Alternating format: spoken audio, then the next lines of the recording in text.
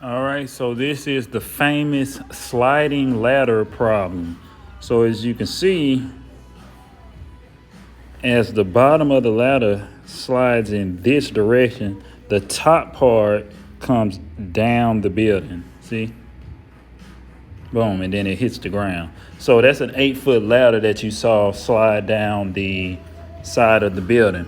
Now, a couple ways this can be talked about in calculus. Either a lot of times it's for related rates, and we can also use the related rates to, if the bottom is moving at this rate, what is the top part falling down at? Like, what rate is that one moving as this moves in a horizontal direction? The one I like to look at is the shape that it creates, because I do like geometry a lot, so I like looking at shapes.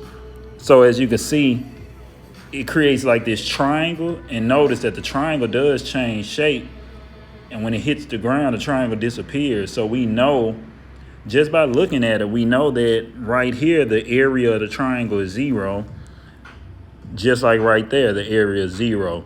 But somewhere in between, the area starts off very small, but the area gets larger, and then it gets small again. So I can actually use this as an optimization question. So I'm going to go ahead and get that going, and I actually want you to see when I track the area. So watch over here. This right here is tracking the area as this slides down.